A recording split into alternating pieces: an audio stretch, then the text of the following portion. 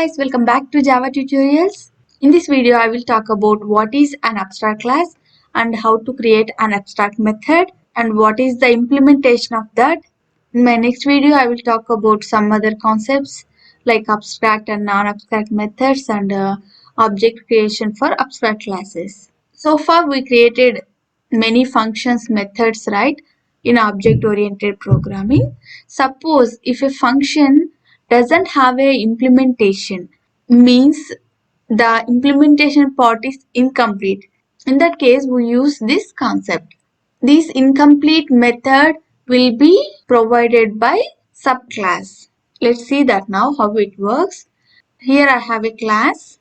In that I have some methods, public void, let's say withdraw, and public void deposit. So you need to understand here we have just plain or it's incomplete methods here we have.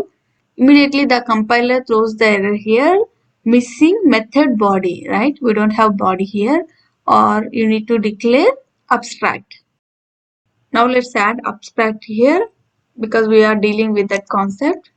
So as soon as you added abstract keyword, immediately the class you should make as abstract.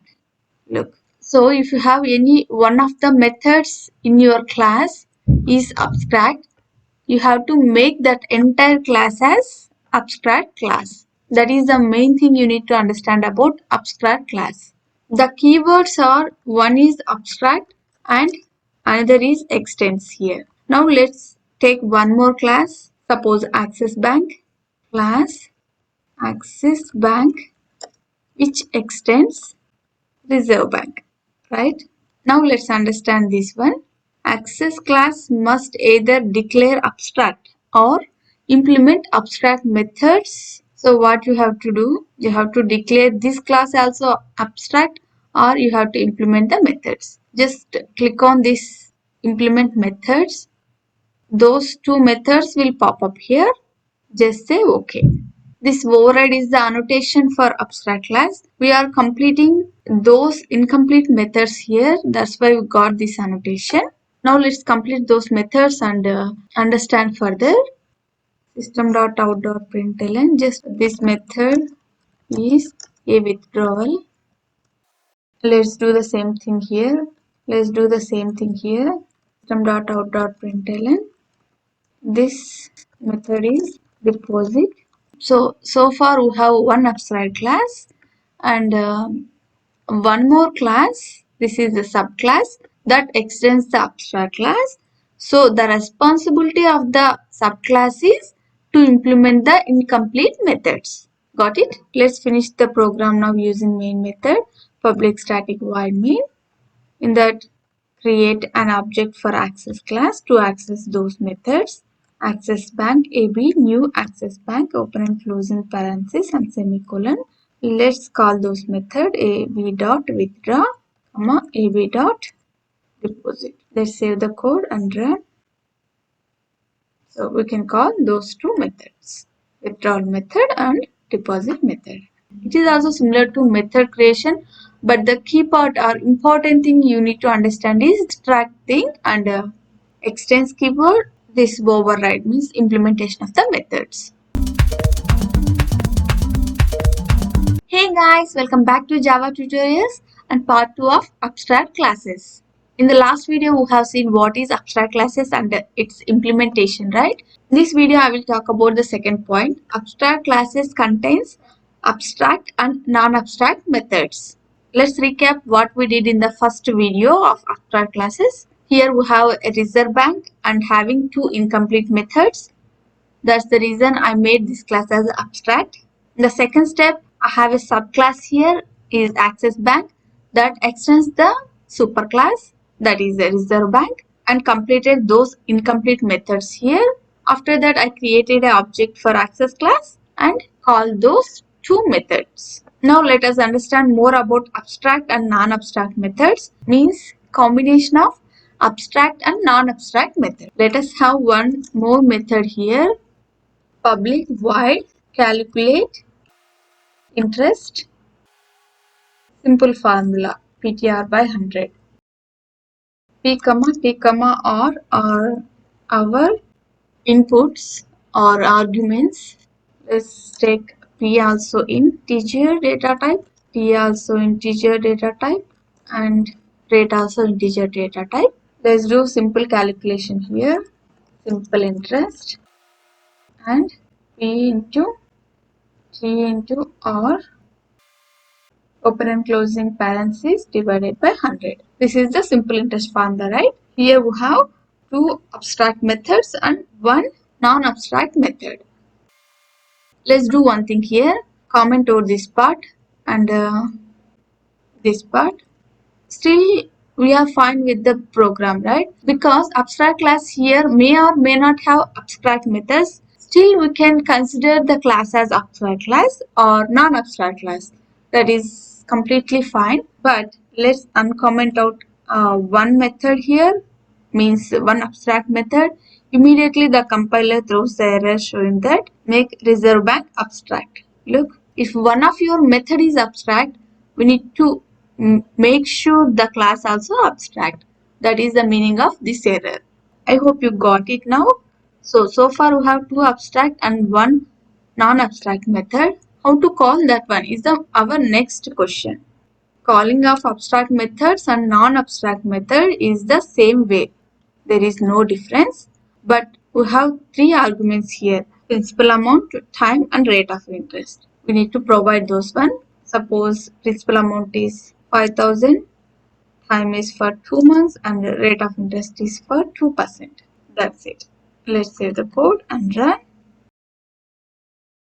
We got this one as output. Calling or accessing those methods is same for both of that. So finally, an abstract class contains both abstract and non-abstract methods. Again, it depends on our target or goal, what we wanted to do in the program or project. Hey guys, welcome back to Java tutorials and part 3 of abstract classes video. In this video, you will understand the behind concept for object creation for abstract classes. And so far in my previous videos, we have seen what is an abstract class and what is an abstract and non-abstract methods. In this video, you will understand extension for that. So let's get started. For that, I created a class and two abstract methods and one non-abstract method. Now let's have a subclass, class SBI, which extends reserve bank.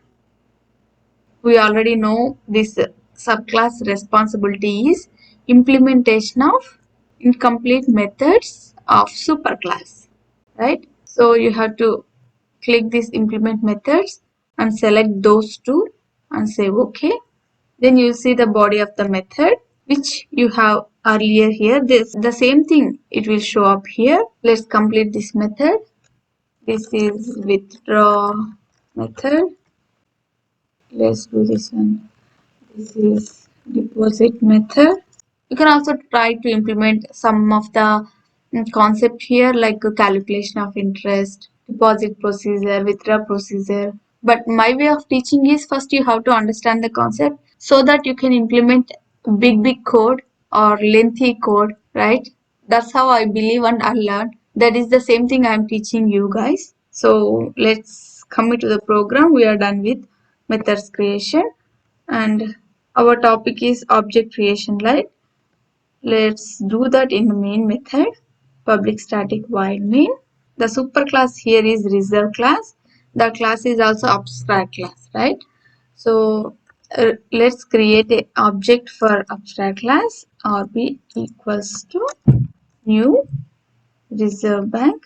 It immediately pop up all the methods which we have earlier.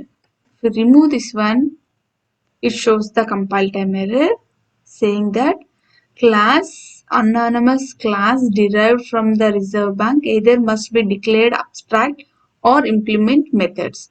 So it is showing you how to implement the methods here or otherwise should not create an object here. So this one is again anonymous class. For now time being you have to understand this is anonymous class and without implementation of these methods, we should not create an object. That's the reason we can say directly we cannot create an object for abstract class, means it cannot be instantiated. So anyway, we are extending the superclass, right? So using subclass object, we can call all these methods. So our subclass is SBI Bank. Using the class object, we can call methods. The third method, we need to provide the 3 arguments. As soon as you call that method, it pop up here. You have to give the arguments saying that expected 3 arguments but 0 found. Let's run the code. We have 2 abstract class methods and 1 non-abstract method that calculates the interest. So far it's clear, right? This is the concept of abstract class. Let's recap everything. Abstract class can also contain abstract and non-abstract methods. Even though we don't have any abstract methods here, still we consider the class as abstract, and the responsibility of the subclass is to provide the implementation of incomplete methods of the superclass. The purpose of this concept is to get abstraction, and finally we cannot create object for superclass. This is the concept about abstract classes in Java. I hope you understand the concept very well. See you in my next video. Stay tuned and happy learning.